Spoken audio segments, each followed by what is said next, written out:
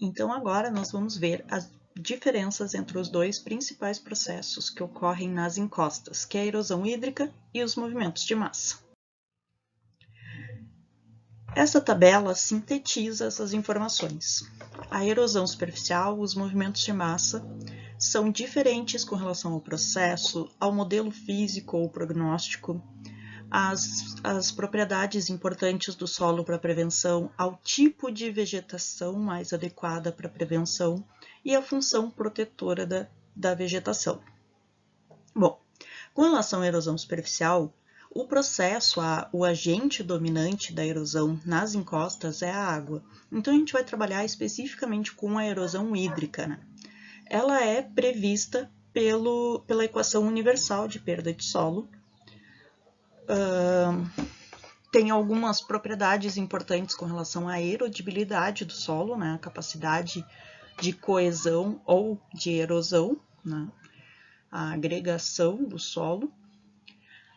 A vegetação ela tem uma função protetora porque ela intercepta as gotas de água, ela contém a velocidade da água, ela retarda a ação da água e ela promove a infiltração. Então, tudo isso evita a ocorrência da erosão. E a vegetação mais efetiva nesse caso são as herbáceas, as gramas, as gramíneas, aquelas que têm raízes densas, que ficam próximas à superfície do chão, né, que elas não crescem muito e têm uma boa cobertura de folhagem. São as mais adequadas para prevenir a erosão. Enquanto os movimentos de massa, eles não atuam com o destacamento e o transporte individual de cada partícula, né? Cada grãozinho de areia sendo transportado individualmente. Cada íon, cada bloco de rocha sendo transportado individualmente, né? O movimento de massa é uma massa de solo misturada com a vegetação, misturada com o que está em cima, misturado com pedaços de rocha. Tudo isso desce encosta abaixo, né, ao longo de algumas rupturas, de alguns pontos de fraqueza que são chamados de cisalhamento. O modelo físico é um pouco mais complexo, né, trabalha com declive infinito, análise do arco circular. A principal propriedade do solo, nesse caso, é a força de cisalhamento, né, essa capacidade de deixar uma massa inteira de rocha deslizar sobre a superfície.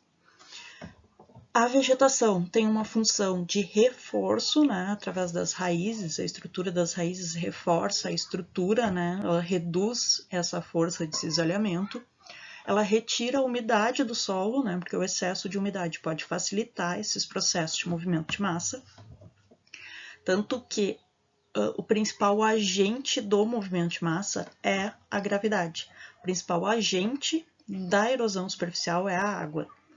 Então, embora as ocorrências de movimento de massa no Brasil estejam muito relacionadas à ocorrência de chuvas, é simplesmente pelo fato de a água agir como tipo um lubrificante, né? E facilitar essa descida do material, né? Facilitar a ação da gravidade através dessa superfície de cisalhamento. Então, uma das ações, uma das funções da vegetação, nesse caso, é a retirada da umidade, né, e o arqueamento do solo. Então, nesse caso, eu preciso de vegetações lenhoras, vegetações mais robustas, que tenham um sistema de raízes profundo, né, e árvores que tenham um sistema radicular forte, capaz de segurar essas massas de solo no seu local.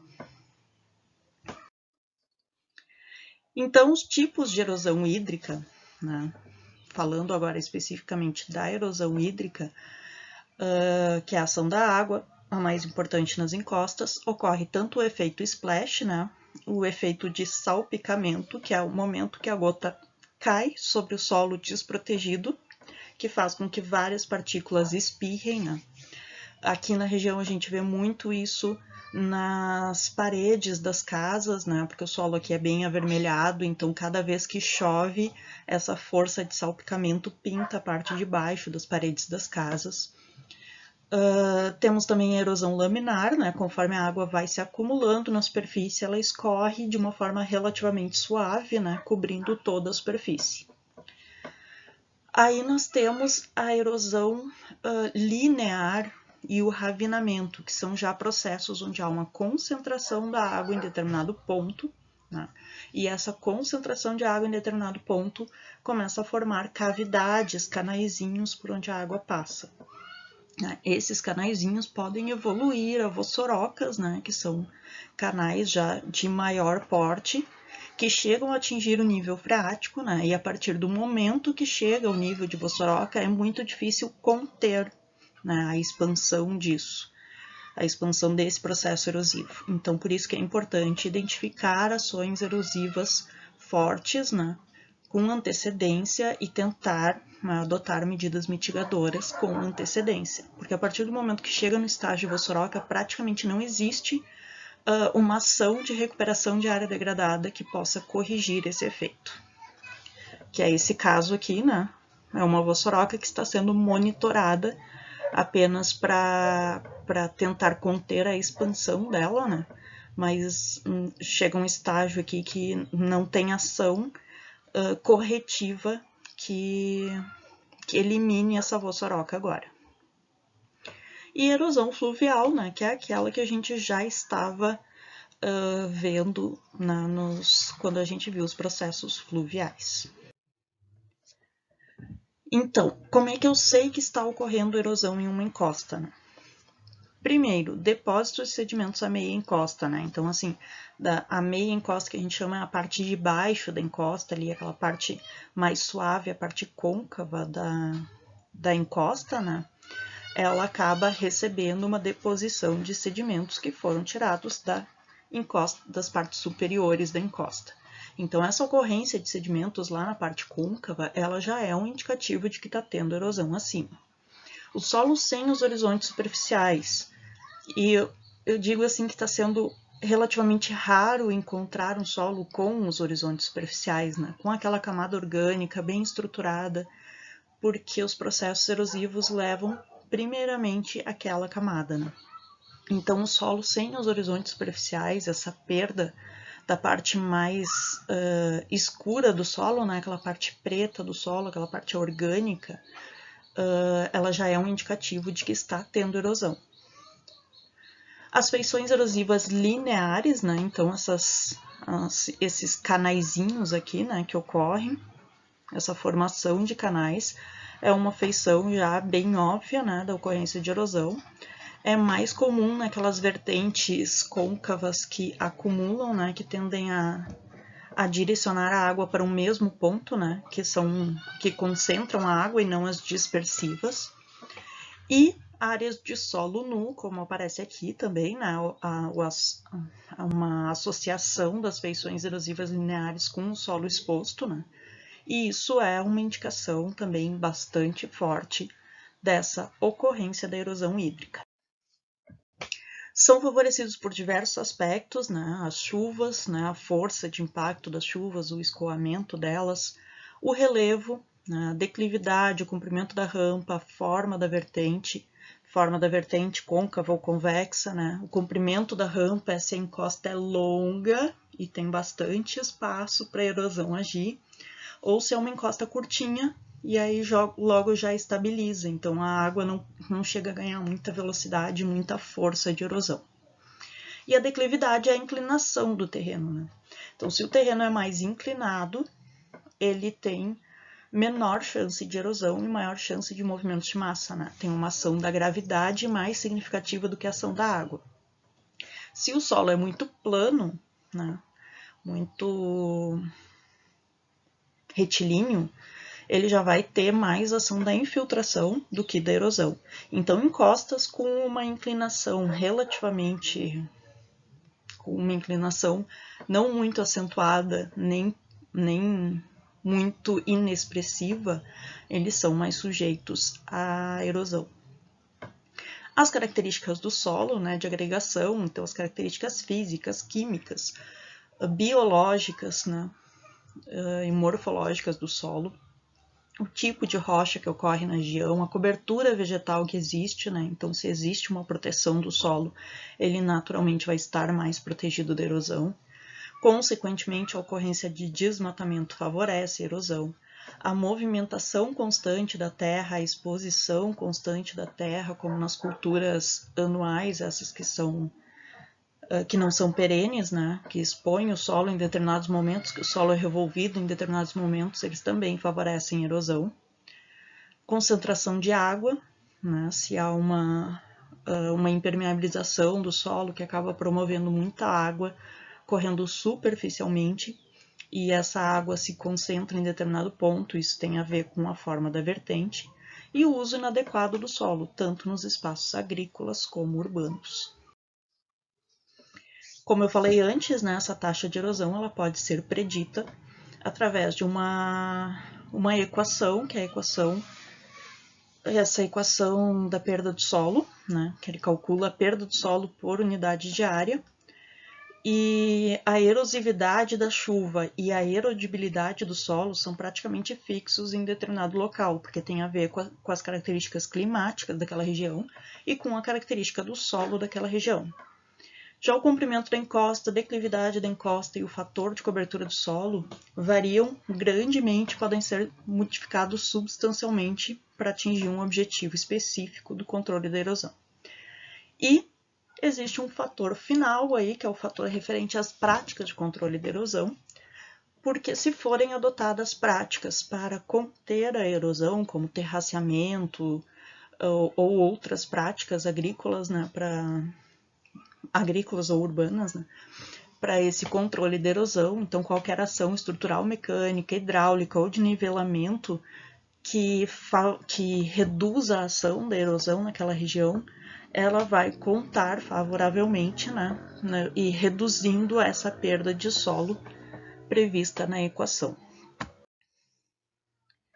Então, algumas formas de prevenir a erosão, né, algumas ações que poderiam ser tomadas para aquele fator P ali da fórmula, é a diminuição das forças de tração e arrasto, né, então diminuir a capacidade de transporte dos sedimentos, e isso a gente consegue ou diminuindo a velocidade da água ou dissipando a energia da água em uma área protegida. E também aumentar a resistência à erosão, protegendo ou reforçando a superfície, né, com uma cobertura adequada, ou aumentando a força de ligação entre as partículas, né, a microbiologia do solo, a estrutura do solo. Então, técnicas de conservação do solo são muito importantes. E já com relação aos movimentos de massa, então, eles ocorrem em função da gravidade, né, não envolvem a ação de outros agentes de erosão, embora a água possa favorecer, facilitar este processo, o agente é a gravidade, né? E ele é episódico, ele é catastrófico, ele não ocorre com frequência, mas quando ocorre, ele faz um estrago danado, né? Algumas feições indicativas de que há uma instabilidade na encosta são esses pequenos degraus de abatimento aqui, né, que na verdade nada mais são do que pequenos deslizamentos que ocorrem ao longo da encosta, né? Então, como eles são de pequena magnitude, às vezes a gente não dá importância. Eles se diferenciam da erosão, porque a erosão é no sentido da descida da encosta, enquanto esses degraus de abatimento, a encosta está descendo aqui, os degraus de abatimento são nesse sentido, né? Então, eles são paralelos às curvas de nível e não mergulham junto com a encosta. Então, algumas trincas no terreno, como aqui, né, ou nas construções, esses degraus de abatimento, postes, né, ou árvores inclinadas são indicativo de instabilidade. Muros inclinados, aqui de novo a minha foto ficou em cima, esse muro aqui está inclinado para cá, ó. Isso é uma feição indicativa de instabilidade da encosta. Então, uma coisa que vocês têm que memorizar e que é importante, o movimento de massa é controlado pela gravidade. Pode ter outros fatores associados, mas o que provoca o movimento é a gravidade. Então, a natureza dos materiais de encosta, se é um material inconsolidado ou consolidado, o conteúdo de água, se o solo está encharcado ou não, a declividade da encosta, né, se a inclinação é grande, se a inclinação é acentuada ou é suave, e a estabilidade da encosta, né? Então, são fatores que influenciam, mas o agente que provoca o movimento de massa é a gravidade, é simplesmente a força da gravidade. Então, com relação à natureza do material, né?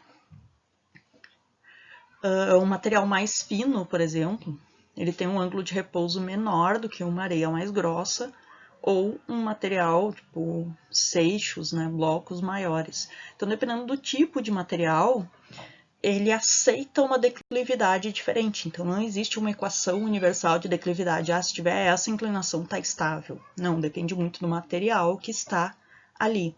Alguns materiais suportam uma inclinação menor, outros materiais suportam uma inclinação maior.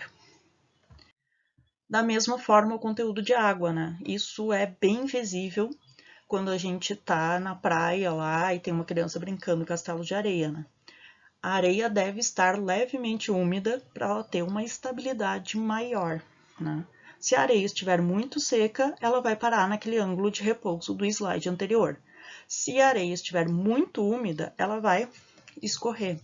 Então, por isso que as chuvas propiciam, né? As chuvas aceleram esse processo de deslizamentos, de movimentos de massa, tá? Porque ela reduz a tensão superficial da água. Ela reduz a tensão superficial entre os sedimentos, né? Então, se o material, ali, se a encosta está saturada de água, o movimento é facilitado. Então, é isso que acontece, né? Por isso que frequentemente é associado o movimento de massa com as chuvas.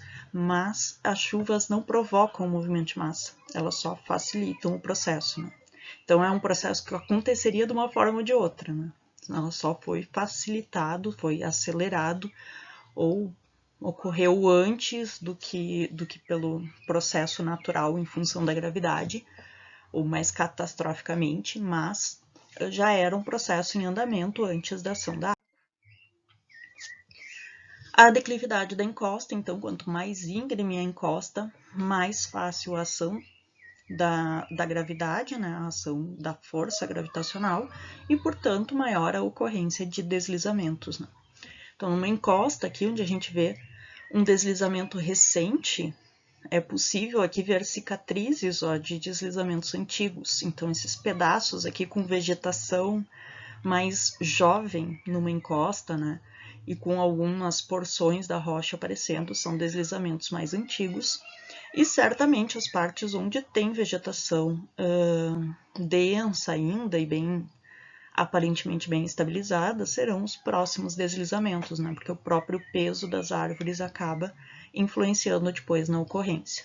Então, toda essa encosta, se ocorreu um deslizamento, certamente toda essa encosta com a mesma inclinação, as mesmas características, também está sujeita a deslizamentos, né?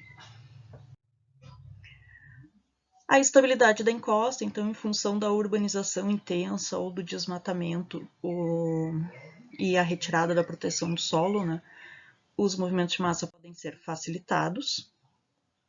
E aqui tem uma lista assim, dos principais fatores que são ações antrópicas em geral, mas que facilitam a ocorrência desse movimento de massa, né? Tem algumas características geológicas, característica dos solos, das rochas, a característica do relevo, principalmente a declividade, a vegetação existente, né, o tipo de vegetação existente, o clima da região, principalmente regiões tropicais que têm uma pluviosidade mais elevada, o nível freático, né, então a alta disponibilidade de água pode facilitar esses processos.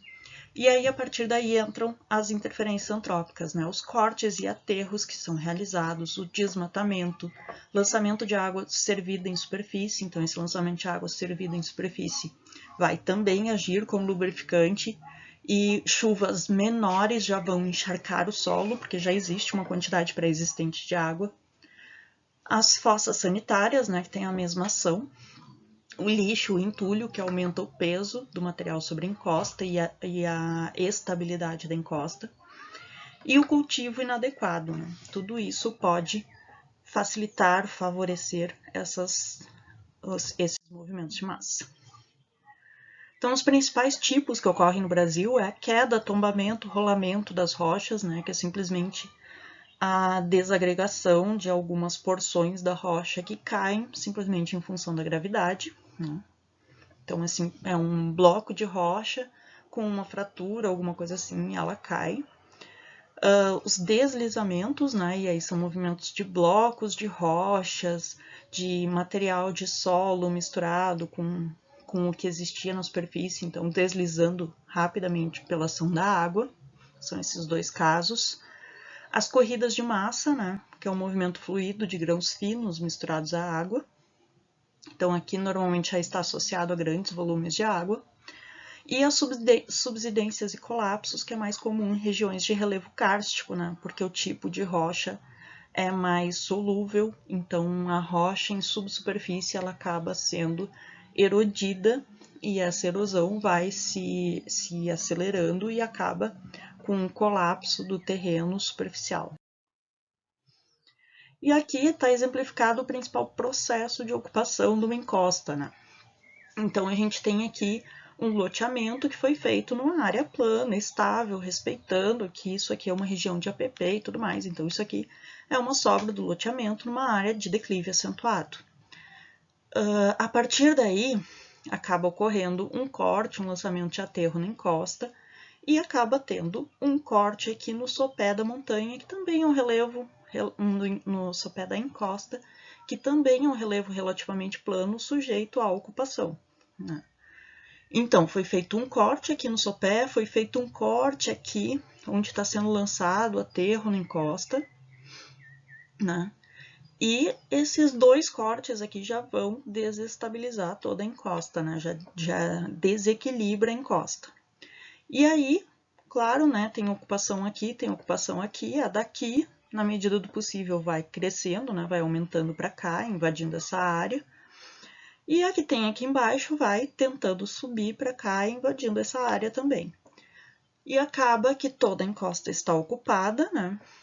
E toda a encosta está instável, né?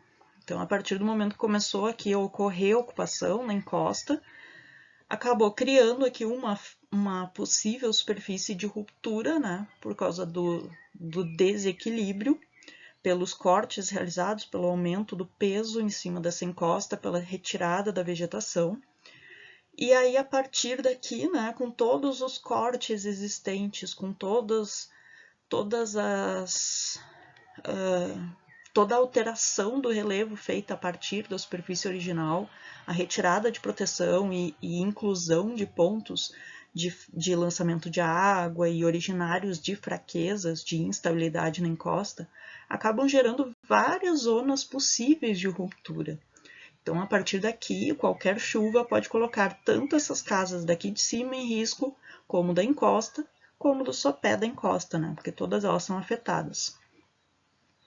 Então, basicamente, era isso que eu tinha para apresentar hoje.